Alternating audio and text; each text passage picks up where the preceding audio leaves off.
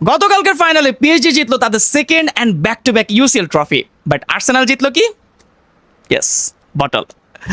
না মানে ভাই সিরিয়াসলি আমার এখন খারাপই লাগে আর্সেনাল ফ্যানদের জন্য, যে এই ফ্যান বেস এক্সপেক্ট করতেছিল পুরো সিজন ধরে যে তাদের টিম কোয়াড্রাপল জিতবে, 4টা মেন ট্রফি জিতবে, বাট আলটিমেটলি তাদের হ্যাপি থাকতে হচ্ছে একটা প্রিমিয়ার লিগ টাইটেল নিয়ে।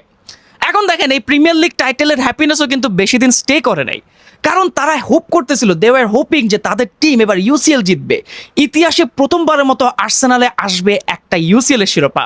বাট লাস্টে গিয়ে কি হলো? পেনাল্টিতে, মানে আমার মতে ফুটবলের সবচেয়ে ক্রুয়েল একটা নিয়মের বেড়াজালে পড়ে তারা তাদের এই ট্রফিটা হারাবে। এখন দেখেন আর্সেনাল তো তাদের পছন্দের ট্রফিটা জিততে পারে নাই, তারা যে ট্রফির জন্য বসেছিল সেই ট্রফিটা তারা জিততে পারে নাই, বাট আমাদের শিহাব আহমেদ ভাই উনি কিন্তু জিতে গেছেন তার ওনার পছন্দের টিমের জার্সি। কিভাবে? সেটা হচ্ছে উনি এই মাসের আমাদের জার্সি গিভওয়ের উনি উইনার ছিলেন, তার জন্য ওনাকে কংগ্রাচুলেশন। বাট আপনারা মন খারাপ একদম করবেন না, কারণ এই জিনিসটা আমরা প্রতি মাসে করার প্ল্যান করছি এবং প্রতি মাসের লাস্টের দিকে এসে আমি আপনাদের মধ্যে থেকে একজনকে একটা করে জার্সি গিফট করতে চাই এবং অলরেডি একজনকে করে ফেলছি। সামনেও আমি যতদিন পারবো, যতদিন আল্লাহ আমাকে তৌফিক দিবে ততদিন আমি এটা করার ট্রাই করব। এখন কিভাবে আপনি এই গিভওয়েতে পার্টিসিপেট করবেন? নিয়ম খুবই সিম্পল, কমেন্টে দেওয়া আছে, আপনাকে জাস্ট এই পেজের টপ ফ্যান হইতে হবে। সো পার্টিসিপেট মন চাইলে করতে পারেন, মন না চাইলে করার দরকার নেই, it's all up to you. এটা জাস্ট আমি একটু আমার থ্যাঙ্কস জানাতে চাই আমার টিমের প্রতি, আমার যে টিমটা আছে, আমার যে K6 সিন্ডিকেট আছে ওনাদের প্রতি। যাই হোক, এটা তো গেল হচ্ছে কংগ্রাচুলেশন জানানো বা গিভওয়ের কথাবার্তা, বাট আলটিমেটলি ইউসিএল ট্রফি কিন্তু মিস করে গেছে আর্সেনাল। পুরো ম্যাচটা মানুষজন অনেক কথা বলতেছে যে পুরো ম্যাচটা অনেক বোরিং গেছে, এটা কোনো খেলা হয় না, আর্সেনাল ডাজন্ট ডিজার্ভ, এটা হাজার হাজার কথা। বাট আমার কাছে মনে হয়েছে যে পুরো ম্যাচটা was Arteta's master class. I might be wrong, আপনি আমার সাথে দ্বিমত পোষণ করতে পারেন, বাট আমার কাছে গতকালকের ম্যাচটা মনে হয়েছে পুরো ম্যাচটা আর্তেতা কন্ট্রোল করছে। যদি রেজাল্ট তার ফেভারে যাইতো, এই ফাইনালটাকে আর্তেতার এই পারফরমেন্সটাকে মোটামুটি মানুষজন মাথায় তুলে নাচতো, এটাকে নিয়ে কেস স্টাডি করতো। এখন যেহেতু হেরে গেছে তার কারণে দেখবেন যে ক্রিটিসিজমের অভাব নাই। স্পেশালি প্রিমিয়ার লিগের বাকি ক্লাবের ফ্যানরা হচ্ছে প্রচুর খুশি যে আর্সেনাল এই ট্রফিটা জিতে নেয় এবং তাদের ফ্যান বেজের জন্য মেনলি ঝামেলাটা হইতেছে। বাট আমি ম্যাচের শুরু থেকে একদম মানে ম্যাচের আগে থেকে আই ওয়াজ সাপোর্টিং আর্সেনাল। আমি জানি না কেন জানি, আমি কিন্তু পিএসজি রে হেট করি জিনিসটা এমন না, আগে করতাম, বাট এখন খুব একটা করি না, কারণ এখানে লুইস এনরিকা আছে, ভালো ভালো প্লেয়ারগুলো খেলতেছে, কাভারাজ খেলিয়ে খেলতেছে। বাট মন থেকে আসতেছিল যে ভাই সামহাও হয়তো আর্সেনাল আজকে বের করে ফেলবে, এবং সেই পরিপ্রেক্ষিতে কিন্তু 6 মিনিটের মাথায় কাই হাভার্টস কিন্তু গোলও করে ফেলছে। অসাধারণ একটা গোল করছে ভাই, যেটা আমি এক্সপেক্ট করি না, আমি ভাবছি বাইরে দিয়ে চলে গেছে, বাট যখন সে সেলিব্রেট করা স্টার্ট করলো আমি ভাবলাম কি রে ভাই গোল হয়ে গেছে। অ্যান্ড তারপর শুরু হয়েছে আর্সেনালের অ্যাকচুয়াল খেলা। প্রপার হারাম বল, প্রপার মানে বাস পার্কিং, প্রপার ডিফেন্সিভ প্লে, এবং পিএসজি রে কালকে তারা বুঝাই দিছে যে একটা ডিফেন্সিভ টিমের এগেনস্টে খেলা কতটা কষ্টকর। ম্যাচের শুরুতে আমরা সবাই জানতাম যে পিএসজি ফেভারিট, পিএসজি এই ম্যাচটা আর্সেনালকে পুরো ধরাই দিতে পারবে, কারণ লাস্ট ইউসিএল ফাইনালে ইন্টার মিলানকে তারা লিটারেলি ধ্বংস করে দিছে। এভরিওয়ান ওয়াজ হোপিং যে সেম জিনিসটাই হয়তো রেপ্লিকেট হবে, বাট আলটিমেটলি কিছুই হয় নাই। 60 মিনিট পর্যন্ত যদি না সেই ওই মাস্কোয়েরার সেই পেনাল্টিটা না আসতো, তাহলে পুরো 120 মিনিট পিএসজিকে লিটারেলি না মানে দম করে রাখছিল। 11টা প্লেয়ার বক্সের ভিতর ঢুকে গেছে। এখন এই জন্য মানুষজন বলতেছিল যে ভাই এন্টারটেনিং ফুটবলটা হয় না, বাট আমার কাছে মনে হয়েছে যে এর থেকে বেস্ট ট্যাকটিক্স আর্তেতা নিতেই পারতো না। প্রত্যেকটা জিনিস মানে 120 মিনিট পর্যন্ত প্রত্যেকটা জিনিস, ওই পেনাল্টিটা বাদ দিলে প্রত্যেকটা জিনিস আর্সেনালের ফেভারে ছিল। কারণ আর্সেনালের কালকে প্ল্যান যেটা ছিল সেটা হচ্ছে প্রথমে আমরা একটা আর্লি লিড নিব, দেন পুরা ডিফেন্সিভ খেলবে, কারণ তাদের কাছে ওই ইনগ্রিডিয়েন্টগুলো তাদের মধ্যে ছিল, ওই জিনিসগুলো তাদের মধ্যে ছিল যে তারা ডিফেন্সিভ প্রপারলি খেলবে। একটু সরি, পানি খেলাম তো মাত্র।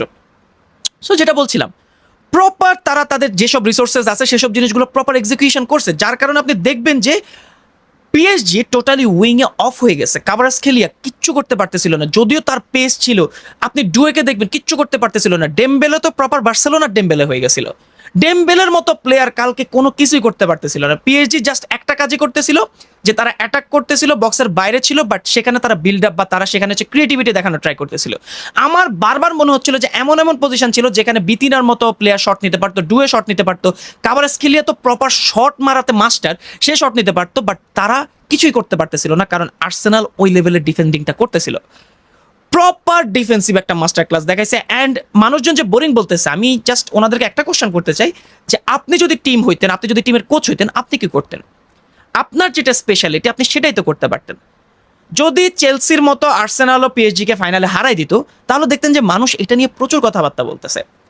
গতকালকে পিএসজি টোটালি লাকের বেসিসেই জিতছে। যদিও আমি ওইটা বলতেছি না যে তারা লাক দিয়ে জিতে গেছে, বাট আপনি চিন্তা করে দেখেন মাস্কোরার যদি ওই পেনাল্টিটা না আসতো তাহলে কি হইতো?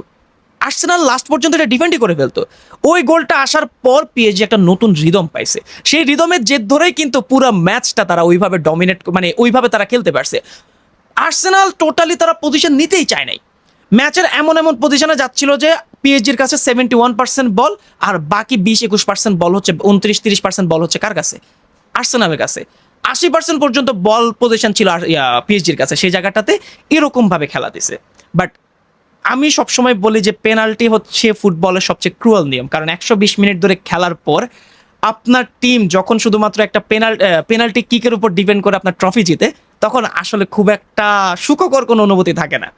পুরা ম্যাচে গ্যাব্রিয়েল অসাধারণ খেলছে, অসাধারণ ডিফেন্সিভ অ্যাবিলিটি দেখাইছে। বাট লাস্টে গিয়ে তার পেনাল্টি মিসের কারণে সে এখন হয়ে গেছে সুপার ভিলেন। যে হওয়ার কথা ছিল সুপার হিরো, সে হয়ে গেছে সুপার ভিলেন। আপনি দেখবেন যে এজে কিন্তু এই যে আর্সেনালের এই যে একটা এবার যে প্রিমিয়ার লিগ জিতলো, সেই জায়গাটাতে এজের অনেক বড় অবদান ছিল। বাট মানুষজন এখন তারা গালি দিবে কেন? কারণ সে ট্রফি জিতেতে পারে না। ইউসিএল এর ফাইনালে গিয়ে সে পেনাল্টি মিস করছে। উইনার টেক্স ইট অল ভাই, উইনার টেক্স ইট অল। এটা নিয়ে আর আসলে খুব একটা কথা বলার থাকে না। বাট এটা তো ছিল আর্সেনালের কথা।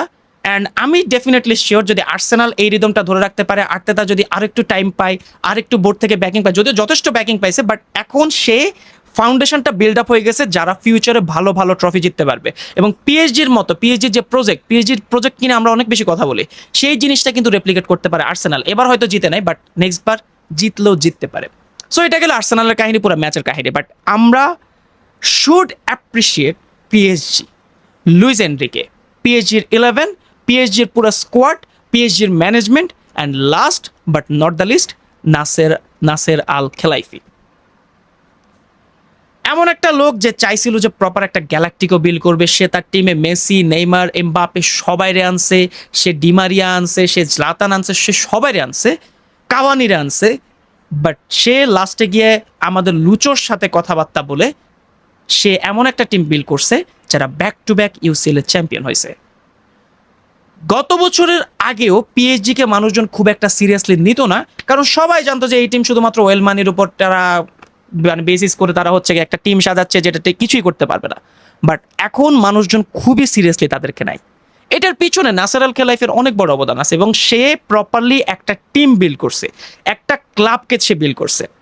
আপনি টাকা পয়সা থাকলে আপনি একটা ক্লাব বানাইতে পারেন, বাট একটা ক্লাব বিল্ড করা টোটালি ডিফারেন্ট জিনিস। হয়তো দুইটা মানে শাব্দিক অর্থে ওই রকমই একই মনে হবে, বাট আপনি যদি আমার কথার মাহাত্ম্যটা বুঝেন, আপনি বুঝবেন যে আমি আসলে কি বুঝাতে চাচ্ছি। প্রপার প্ল্যানিং, যে প্ল্যানের যে ধরে প্লেয়ার কিনে আনার পর সেগুলো এক্সিকিউট করা, কোচের হাতে সম্পূর্ণ কন্ট্রোল দিয়ে দেওয়া, অ্যান্ড সেই কোচের প্রপারলি ডেলিভার করা। পিএসজির এই যে সাকসেস, এটা কিন্তু ফ্লুক না। UCL champion, super cup champion, club world cup runners up, back to back আবারও ইউসিএল চ্যাম্পিয়ন। লিগের কথা বাদে দিলাম, লিগ ওয়ান তো বাদে দিলাম, ডোমেস্টিক ট্রফি তাদের বাদে দিলাম, বাট ইউরোপিয়ান কম্পিটিশনে, ওয়ার্ল্ড কম্পিটিশনে তারা যে ডমিনেন্সটা দেখাইছে, আনবিলিভেবল। চেলসির সাথে যদি সেই ম্যাচটা না হারতো, তাহলে আপনি এই টিমকে হারানোর মতো কয়টা টিম পাইতেন বর্তমান ফুটবলে? I have no clue. So congratulation to PSG, congratulation to Arsenal, যে এই হারটা শুধু হার না, নেক্সটে তাদেরকে আরো ভালোভাবে আসতে হবে, এবং আই হোপ তারা আবার ভালো করবে, প্রিমিয়ার লিগে আবার জিতবে। কারণ মানুষজন প্রচুর হেট করতেছে আর্সেনালরে। আমার ভাই, আমি কিন্তু সাপোর্ট করতেছিলাম আর্সেনালকে, আমি জানি না কেন, আমি দেখেন আমি পড়ে আসি, যদি পিএসজি জার্সি পড়তে চাইছি, বাট আমার কাছে পিএসজি জার্সি না, পিএসজি জার্সি কিনা লাগবে, কারণ আমি আগে এদেরকে হেট করতাম, যার কারণে তাদের জার্সি আমি কিনতাম না। বাট এখন ফুটবলীয় পার্সপেক্টিভ থেকে তারা আমার ওয়ান অফ দ্য ফেভারিট টিমের একটা। আমি বলতেছি না তাদেরকে আমি সাপোর্ট করা স্টার্ট করে দেবো, বাট তাদের যে গেম প্লে, তাদের যে ভিশন, এই জিনিসটা আমি চাই আমার টিমের মধ্যে থাকুক। So congratulation. গতকালকে আপনার কার খেলা সবচেয়ে বেশি ভালো লাগছে সেটা কমেন্ট করে জানাতে পারেন। আর পরবর্তী ভিডিও পর্যন্ত সবাই ভালো থাকবেন, সুস্থ থাকবেন। সবাইকে আসসালামু আলাইকুম।